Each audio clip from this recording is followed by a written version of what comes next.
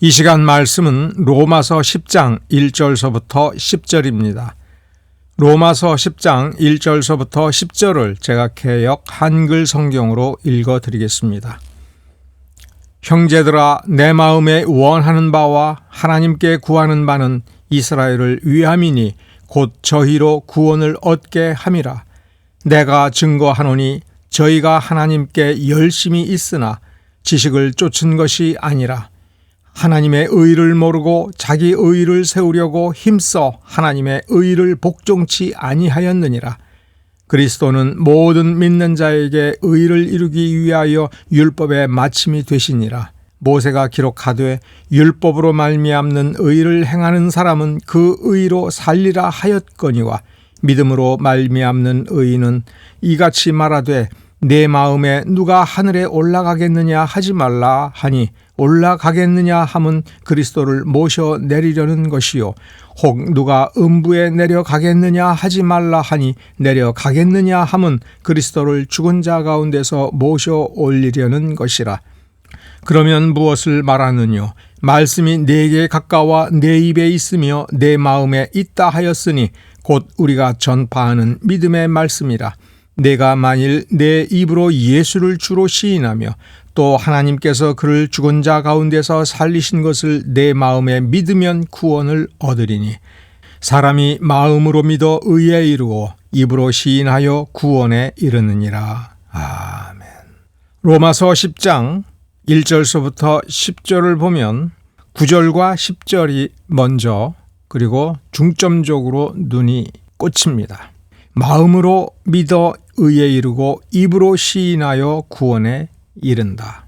그리고 9절과 10절의 이 핵심을 5절, 6절과 연결을 지으면 저 유명한 이분법적인 도식에 쉽게 도달합니다. 율법은 행위를 가르치고 복음은 믿음을 가르친다. 이렇게 이분법적으로 생각을 하면 구약이 율법이고 신약은 복음이다.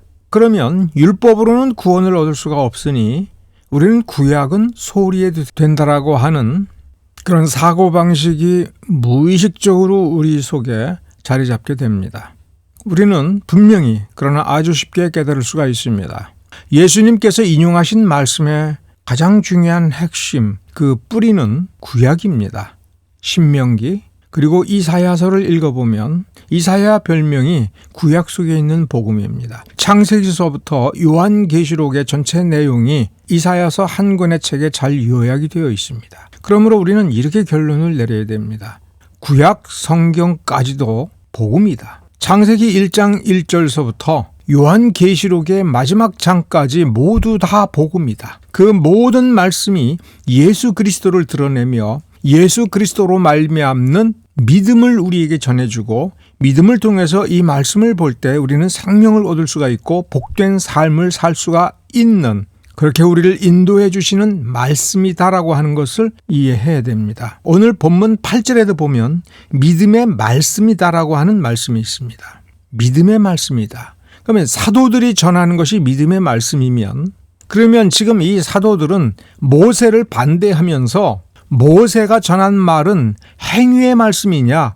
그런 뜻이 아닙니다. 성경을 자세히 읽어봐야 됩니다. 피상적으로 대충 읽으면 100번을 읽든 1000번을 읽든 소용이 없습니다. 우리 안에 무속적인 사고방식 중에 아주 치명적인 것이 하나가 있는데 내용을 몰라도 쓰여져 있는 문자를 끊임없이 반복하여 읽기만 하고 쓰기만 해도 그 정성에 하나님이 감동하여 우리에게 뭔가 신령한 능력을 줄 것이다. 우리의 마음의 소원을 이루어 줄 것이다. 우리를 구원의 나라 진리의 세계로 저 영원한 나라로 우리를 이끌어 줄 것이다 라고 하는 그 믿음을 굳건하게 할 때 그 믿음은 차라리 무속에 가까운 것입니다.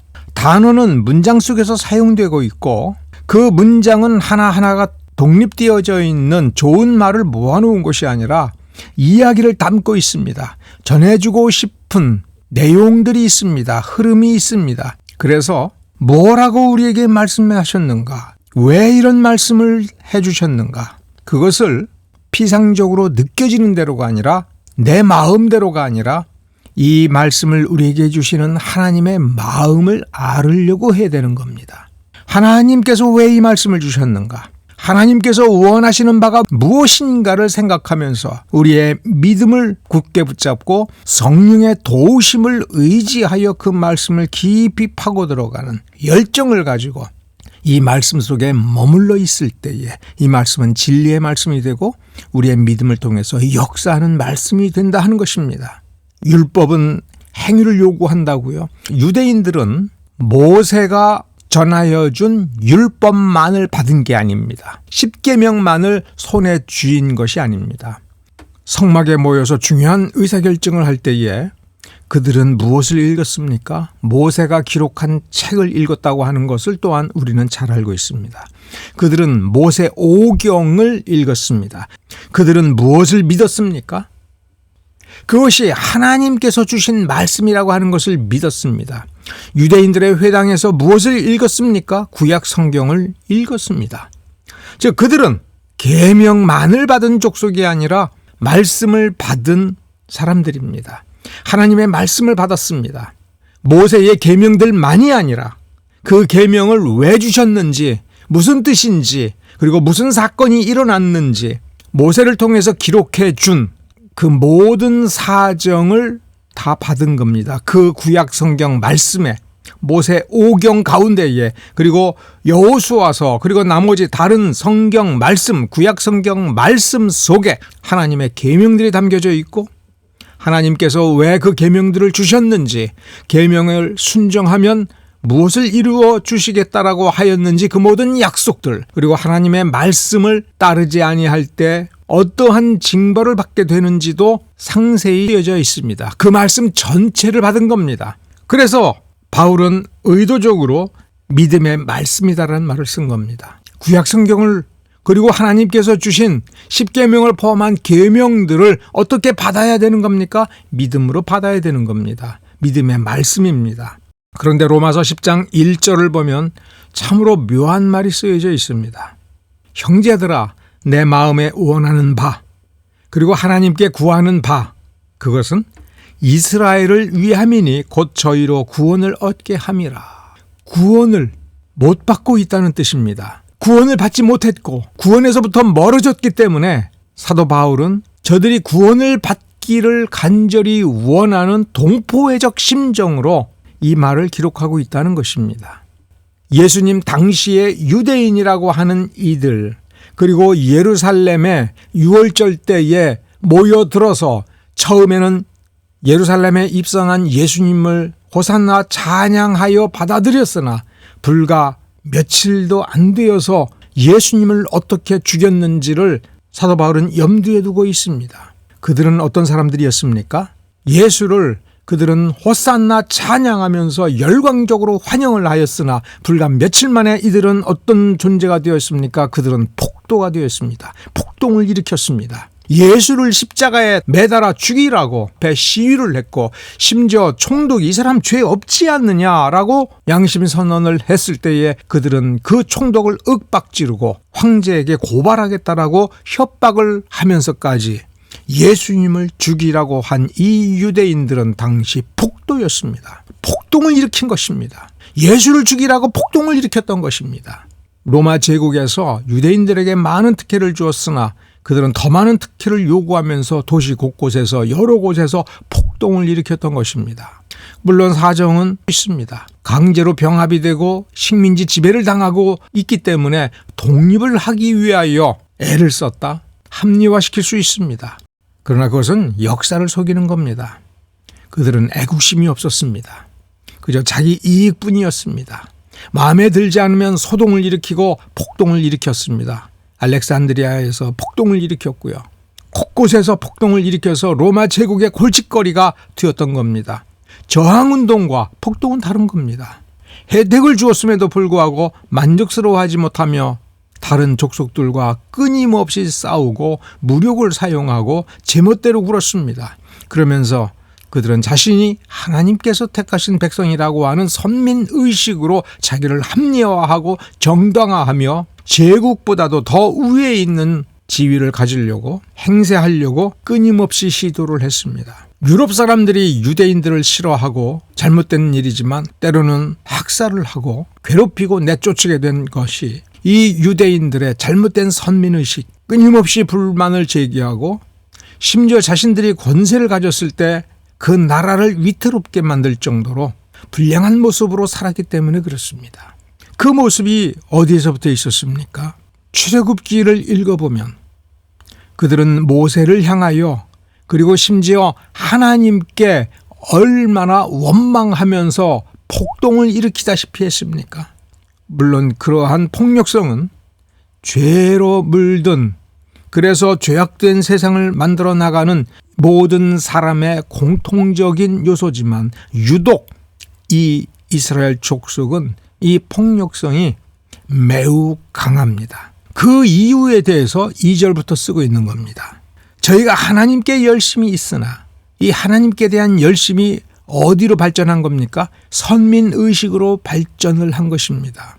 그리고 이 열심을 빙자하여 20세기에 저 가나안 땅에 독립국가 이스라엘을 건국하겠다라고 작정하고 나섰던 것입니다. 하나님께 열심이 있으나 지식을 쫓은 것이 아니다. 여기서 이 지식은 하나님을 아는 것입니다. 하나님께 열심히 있으나 하나님을 똑바로 알고 하나님의 뜻을 이루고 하나님을 위해서 한 것이 아니다라는 뜻입니다. 하나님조차 눈에 두지 않고 있고 하나님을 실제로는 존중하지 않았다. 그들은 하나님을 모르기 때문에 하나님의 의를 모르고, 그렇다면 하나님께 열심히 있으나 지식을 쫓지 아니했다라고 하는 의도성에서 하나님의 의를 모른다가 아니라 무지한다가 아니라 일부러 의도적으로 목적의식을 가지고 모른 척하고 무시한다는 뜻이 되는 겁니다. 하나님의 의를 무시하고 하나님의 의를 버리고 자기 의를 세우려고 자기 좋은 대로 자기 소견 대로 하려고 힘써 하나님의 의를 복종치 아니하였다.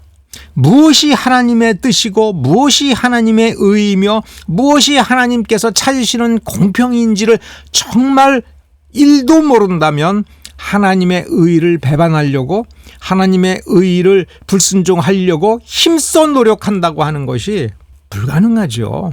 이 3절 말씀은 악을 미워하고 선을 추구해야 된다라고 하는 말씀, 악을 미워하고 선을 추구한다라고 하는 이 말씀은 어떤 의미에서는 동업한복입니다. 악을 미워하고 선도 미워할 수 있겠습니까? 악을 사랑하고 선을 또한 사랑할 수가 있겠습니까? 악을 미워하면 선을 사랑하는 것입니다. 악을 힘써 미워하면 그만큼 그것은 선을 사랑하기 때문이며, 선을 사랑하고 선을 추구한다면 그만큼 악을 미워해야만 이것이 가능한 것입니다. 여기엔 중립이 없습니다. 여기엔 타협이 없습니다. 뭘 어떻게 해야 될지 몰라서 좀 생각을 해봐야겠다 할 때에는 악에 대한 미련이 있고 유혹이 강력하여 멈칫하고 있는 것일 뿐입니다. 하나님이 선과 악의 중립지대가 없으시고 무엇이 선인지 무엇이 의이고 무엇이 공평인지를 하나님께서는 말씀을 통해서 가르쳐 주셨기 때문에 하나님을 알고자 하고 하나님을 사랑하여 하나님을 따르고자 한다면 그 선택은 결국 분명한 선택이 되지 아니하면 안 되는 것입니다. 유대인들은 성정이 난폭하고 아둔하게 멸망의 길을 끊임없이 추구한 민족입니다. 기회를 주고 살아날 수 있게 해주고 잘 살게 하나님께서 역사하시고 주변 민족에서 기회를 줄 때에 그들은 배반하며 뒤에서 모략을 꾸미는 그런 일들을 끊임없이 인류의 역사 속에서 그런 식으로 행동해 왔습니다. 믿을 수 없는 사람들입니다. 수없이 폭동을 일으키는 사람들입니다. 예수님을 십자가에 못 박아 죽이는 장면을 우리는 잊어서는 안 됩니다. 그것은 유대인들을 혐오하기 위해서가 아닙니다. 무수한 특별한 혜택을 입었음에도 불구하고 그 본성을 벗어버리지 못하는 그 인간의 한계를 이 유대인들을 모델로 하여 우리에게 보여주고 있는 것입니다. 폭력의 뿌리, 폭동의 뿌리, 그게 무엇입니까? 하나님께 대한 열심은 있으나 하나님을 아는 지식을 쫓지 아니한 것, 하나님의 의를 무시하고 하나님의 공평과 정의를 하나님의 뜻에 따라 하나님의 기준대로 성취하려고 하는 것을 억지로 거부하면서 그 반대편 불의의 길, 하나님의 의에 반대하고 하나님의 의를 거역하고 불순종하는 그 길을 열심히 추구함으로써 그 폭력성이 강화되고 폭동을 일으키며 결국 멸망의 길로 걸어가는 것, 이것이 인류의 죄성의 본질을 보여주는 겁니다. 2절, 저희가 하나님께 열심히 있으나. 자, 그러면 이 내용은 하나님께 대한 진정한 열심이었겠습니까? 자기 의의를 세우려고, 자기가 성공하려고, 자기를 드러내려고 하나님께 열심히 있는 척을 한 것이고, 그 속에 진정 하나님에 대한 사랑은 없고, 하나님을 닮고자 하는 점도 없고, 하나님의 말씀을 이루고 하나님의 의를 이루고 드러내고자 하는 데에는 열심이 없고, 오직 자기 의에 대한 열심이 있는 것입니다. 자기 성공에 대한 열심이 있는 것입니다. 자기를 드러내고 인정받고자 하는 그 열심이 무엇으로 포장된 것입니까? 하나님을 추구한다. 예외로 포장을 하고 경건으로 포장을 한 것입니다. 11조를 내고 안식일을 지키는 그 열정, 그러나 그 속에 참된 하나님을 향한 참된 열정이 없는 것입니다. 우리는 이 말씀에 주목을 해야 될 때입니다. 우리 안에 욱하는 그것이 무엇으로 드러나고 있는가? 교회의 질서를 무질서하게 만들면서 교회를 분란에 일으키게 하고 정상적으로 마땅히 하나님께로부터 받은 그 길이 아니라 엉뚱한 길로 가게 만든다면 그것은 정말 저주받을 폭력성인 것입니다. 폭력성은 다른 사람들에게 피해를 주고 질서를 망가뜨리면서 사회를 불안하게 하고 불행하게 만들며 피폐하게 만드는 것입니다. 스스로를 저주하고 다른 사람의 삶을 나락으로 떨어뜨리는 것, 다른 사람이 더 이상 살 수 없도록 만드는 그것이 폭력인 겁니다. 모든 종교뿐만 아니라 기독교 역사에서 이처럼 폭력에 빠진 이들이 있었습니다. 그들 가운데 온전하게 역사를 이어나가서 오늘날도 존재하는 그런 사람들은 없습니다. 다 망했습니다.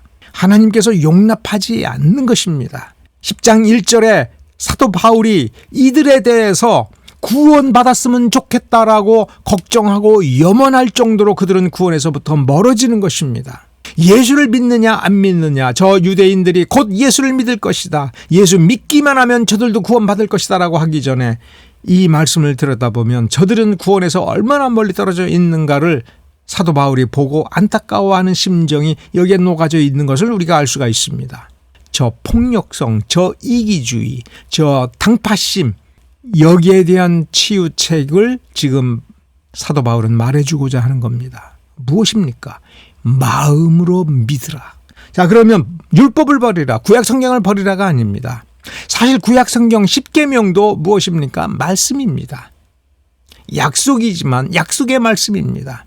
10계명을 주면서 그 계명대로 하라라고 할 때에 하나님께서 먼저 증명한 것은 하나님이 어떤 분이냐, 내가 너희를 독수리 날개로 업어서 데려오듯이 데려오지 않았느냐, 내가 누구냐, 그러한 나를 믿으라, 내 말을 믿고 내 말대로 하라, 그리하면 살리라. 그래서 구약성경도 믿음의 말씀인 것입니다. 모세로부터 계명을 받았다, 하나님께서 택하신 족속이다가 아니라 말씀을 받은 민족으로서 말씀을 받았기 때문에 그 말씀을 믿으라. 뭐로요? 마음으로 믿으라. 거꾸로 얘기하면 유대인들은 하나님께 열심히 있으나 라고 바울이 말을 했으나 그것은 외향이고 그 중심을 들여다보면 하나님을 마음으로 믿지 아니했다는 겁니다. 이 계명대로 하면 내가 잘 될 것이다, 이 계명대로 하면 우리가 택함을 받은 민족으로서의 특권을 누리게 될 것이다, 자기가 누릴 것만 생각을 한 것입니다. 자기가 받고 싶은 것만을 생각을 한 것입니다. 자기가 해야 될 것이 아니라 내가 선택한 이 계명을 내가 열심히 하게 되면 내 소원이 이루어질 것이다 라고 하는 기복신앙을 가졌다 하는 것입니다. 그러니 아무리 예배를 드리고 아무리 말씀을 보아도 하나님을 믿지 않고 말씀을 믿지 않고 믿음의 말씀으로 대하지 아니하니까 그들은 참으로 하나님을 아는 지식이 늘어나지 않고 하나님께로부터 멀어지며 무속적인 사람들이 되어 가는 것입니다. 저들에게 있어서 유대교는 우리의 무속신앙과 똑같은 정말 믿음이 없는 기복적인 신앙에 불과하다는 것입니다. 우리의 마음을 돌아봅시다. 우린 정말 하나님을 믿는가? 예수를 정말 믿고 있는가? 하나님의 의를 알기 때문에 그 의를 이루고자 무엇인가를 하고 있는가? 우리가 교회에 간판이 있다고 해서 교회가 아닌 것입니다. 하나님께 대해서 우리가 설정한 프로그램들을 하나님을 바라보면서 열심히 그 프로그램대로 했다고 해서 구원이 있는 교회가 아닌 것입니다. 하나님을 압시다. 하나님의 의와 공평을 알아갑시다. 그 아는 알물 드러내는 시인과 행동이 있도록 합시다. 우리 그렇게 합시다. 그것이 우리가 마땅히 구원받은 자로서 해야 될 일임을 기억하고 끝까지 합시다. 이 시대에 빛과 소금으로서 우리가 무엇을 해야 되는지 깨닫는 그러한 족속이 되도록 합시다. 기도하겠습니다.